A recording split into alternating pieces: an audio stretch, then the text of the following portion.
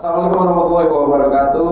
Baik, masih kembali lagi di channel teralik, tergoks, dan tersantuy dalam debat no kecot, gabungan tanpa cekcok.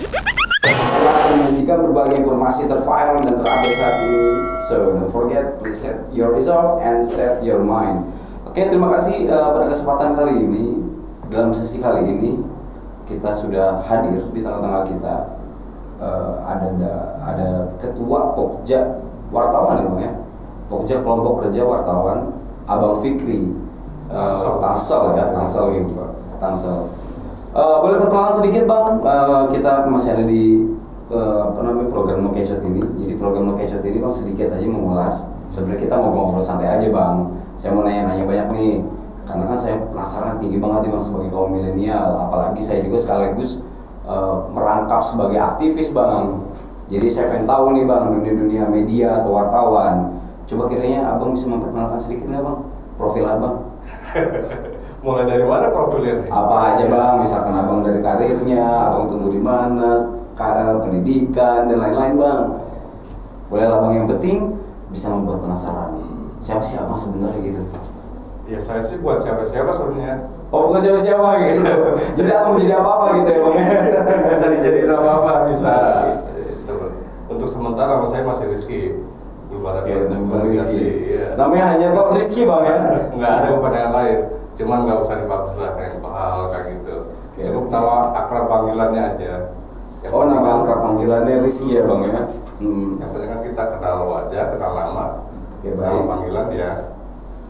Tapi kira-kira sekarang aktivitasnya apa bang? Selain yang kita dengar lah, udah banyak media-media tersohor. Bahkan di internet saya udah cari nama bang Rizky, ketua Pokja wartawan Tangsel, periode sekian. Itu namanya besar bang. Nah kira-kira abang ini kurang lebih kesibukan dan aktivitas di dalam itu seperti apa sih bang? Terkait dengan wartawan itu Pokja itu. Ya kalau untuk sekarang sih kegiatan agak dibatasi. Dibatasi bang ya? Karena COVID, karena corona, dan biasanya kan kita tuh main di lembaga instansi pemerintahan, mereka juga membatasi kegiatan. Jadi ya mau nggak mau kita juga kadang ada WFH-nya juga di rumah. Ya, walaupun ada kegiatan, mereka membatasi kegiatan untuk wartawannya. Oh, jadi monitoring dan controllingnya itu seperti apa bang? Kalau misalkan ada WFH ini biasanya kan? Kita untuk narasumber kan bisa by phone, harus ketemu langsung. By Zoom, Zoom, webinar juga bisa. Ya itulah untuk menyiasati biar kita juga nggak terlalu kosong kerjaan. Oh iya bang, ngomong-ngomong gini bang, mungkin pemirsa juga pengen tahu nih bang ya, Pokja wartawan itu berdiri sejak apa sih bang? Dari 2009. 2009 ya bang ya? Sejak berdiri, setahun setelah berdirinya Kota Tangsel. Oh, berarti udah cukup lama ya bang berarti? Kalau untuk saya, untuk periode sekarang dari 2019 sampai 2021. Wah, udah selesai nih bang. Tahun ini udah selesai. Kira-kira boleh kasih tahu nggak bang siapa bang kandidat selanjutnya bang? Aduh, belum bisa gue kasih tahu. Belum ada gambaran nih bang kira-kira. Harus ada iklannya dulu tuh. Keluar sih ada iklan dulu. Harus bisa. Paling ada sponsor ya. Sponsor aja tuh.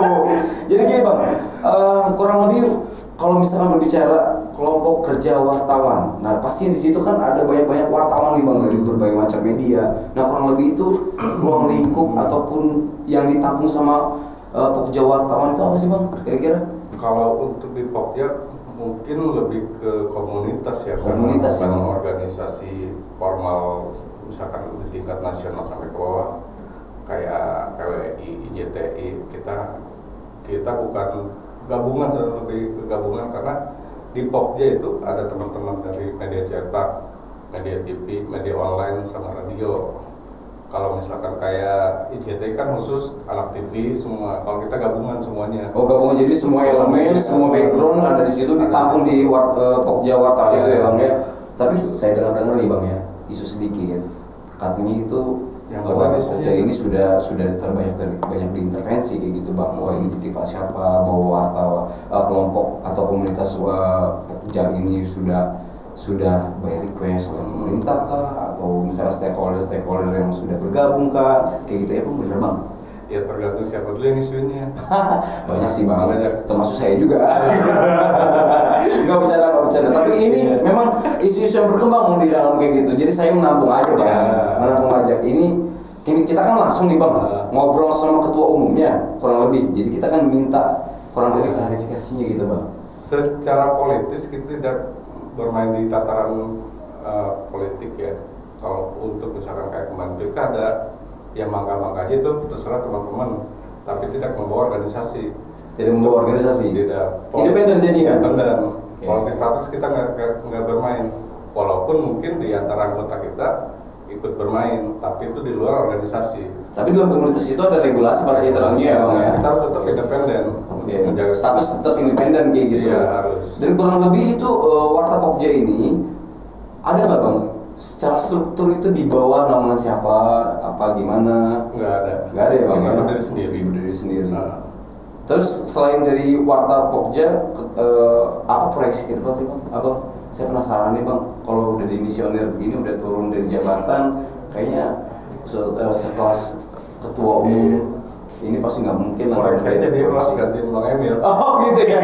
boleh bisa kayaknya lebih canggih dan lebih menarik kayaknya.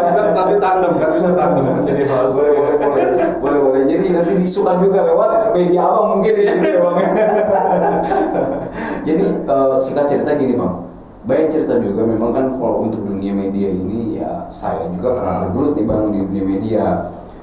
Memang banyak selak beluk atau duka, suka, cita maupun senangnya kurang lebih bang untuk di dunia media atau dunia wartawan kayak gitu. Kira-kira apa sih bang yang paling menyedihkan, yang paling benar-benar itu perjuangan banget gitu bang? Pengalaman banyak banget ya. Selama saya menjadi wartawan hampir 14 tahun. 14 tahun bang? 14 tahun dari 2004. Nah, itu awal mula merintis dan mulai merintis itu awal dari awalnya kayak gimana bang? Kalau boleh tahu itu. Kalau mulai mungkin nggak ada niatan tadinya. Awalnya nggak ada niatan karena memang ada kesempatan aja. Ketika saya ngelamar kerjaan apa aja lah ya. Kerjaan apa aja juga ya. Sebenarnya passion abang itu sebenarnya bukan di situ bang. Bukan. Emang tapi kalau boleh tahu passion abang di mana? Kalau basic saya di HI, hubungan internasional ya. Oh sama dong bang, gitu juga hubungan internasional. Salah jalur juga ya.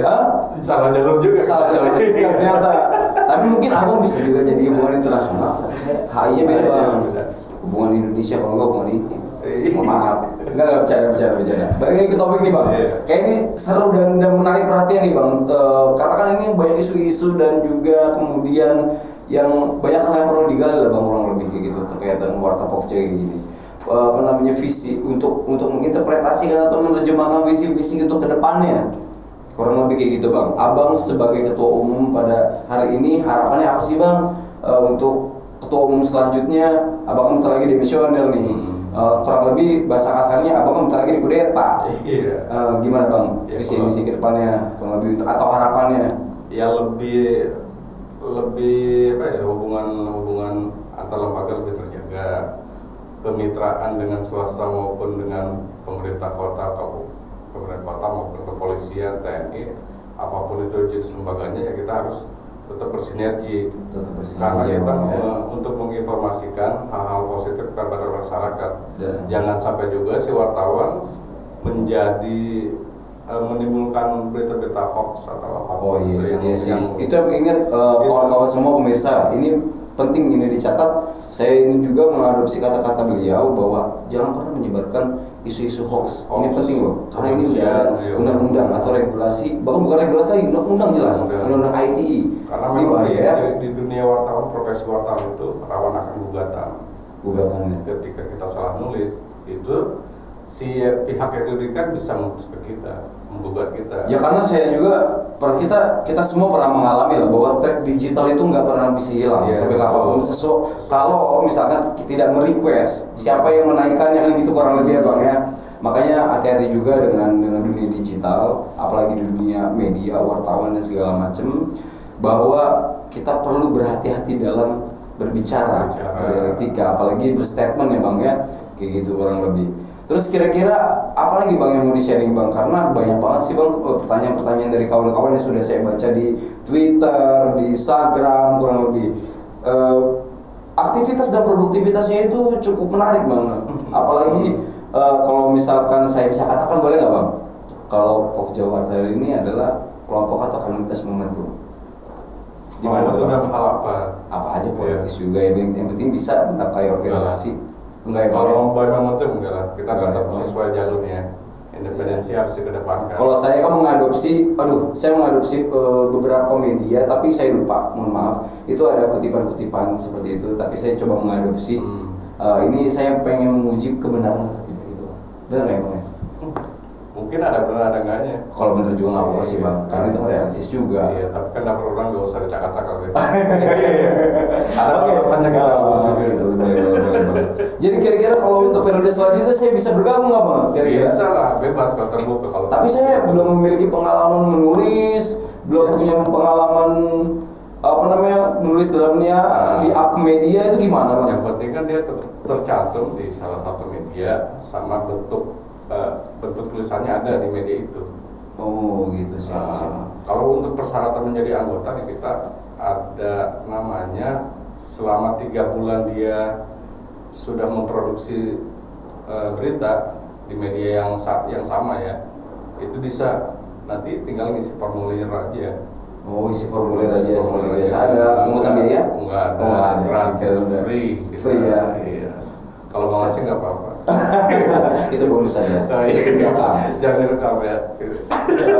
Jadi kalau misalkan gini Bang, sebenarnya saya pengen tahu juga, ini juga menyangkut dengan prinsipil secara amal, secara personal maupun secara organisatoris atau komunitas kayak gitu. Prinsip apa sih Bang yang Abang bangun untuk menjadikan komunitas Pokja Wartawan ini menjadi komunitas yang benar-benar itu berintegritas, terpercaya kayak gitu, anti hoax club mungkin gitu kan Bang? Apa sih Bang prinsip-prinsip atau nilai-nilai yang Abang tanamkan kepada anggota atau members? Akurasi data ya Bang ya. Dan narasumbernya kompeten. Dan narasumbernya yang kompeten. Itu yang saya pegang. Karena tanpa narasumber yang kompeten, itu kan sebuah bentuk berita tidak akan menjadi bagus. Karena dilihat narasumbernya dulu siapa. Kalau misalkan kita berbicara di pemerintahan, sementara kita jadi narasumbernya seorang dia petugas TNI misalkan atau kepolisian, itu kan nggak nyambung. Iya betul. Makanya kan ada jalur-jalur tertentu lah yang harus diinin. Dan terpenting jaringan kita jangan sampai juga dilewatkan. Artinya gini, ketika ada kasus, kita ada temuan di lapangan, kita tetap harus konfirmasi ke yang berwenang tadi. Oh gitu. Jadi lumayan cakupannya cukup luas ya Bang, dan memang prinsipnya benar-benar ya values-nya itu ya Bang yang kita ambil ya Bang ya. Beritanya dan diredaksikan nanti kan ada penyortiran berita. Penyortiran ya Bang ya. Ini layak kalian apa? Secara editor, redaksi dan segala macam itu nanti sesuai nggak kira-kira dalam rekaman, recording mungkin kan. Tapi kira-kira selama ini berjalan dari 2019 hingga 2021 ada nggak Bang kasus yang benar-benar yang paling tragis ataupun paling sadis di internal Pokja Wartawan? Kalau nggak pernah ada kasus kan kita mungkin dituntut kah ataupun mungkin di-ban? Kalau itu pernah ya Bang ya? Pernah ada, itu makan kayak yang di sini narasumber nggak terima beritanya seperti ini, namanya komplain. Kalau komplain ya, lebih komplain ya. Lebih komplain sih sebenarnya. Ya. Mungkin request-nya enggak sesuai. Kalaupun si narasumber tidak puas dengan komplainan yang dikirim ke kita, misalkan ke redaksi, itu bisa dia ngelapor ke Dewan Pers. Oh gitu, iya, ada aturannya juga. Ada aturan, dan itu dilindungi dengan undang-undang juga ya Bang ya. Oke, siap. Ini kawan-kawan sangat menarik sekali tentang Wartawan Pokja Tangsel ini, karena sebuah komunitas besar tentang media, dan ini juga apalah artinya kita tanpa digital, apalah artinya kita tanpa eksistensi. Nah karenanya di sini kita menghadirkan narasumber yang cukup berkompeten, langsung loh ketua umum, dan banyak sekali cerita pengalaman dan ruang lingkup tentang Warta Pokja. Oke, pokoknya stay tune di channel Debat No Kecut ini, jangan sampai ketinggalan. Pokoknya banyak sekali informasi-informasi yang masih bisa digali sebenarnya, tapi ya berhubung waktu Bang Fikri terbatas, kita tutup dan kita akan lanjutkan di sesi berikutnya. Oke, close your mind and off. Thank you. Yeah.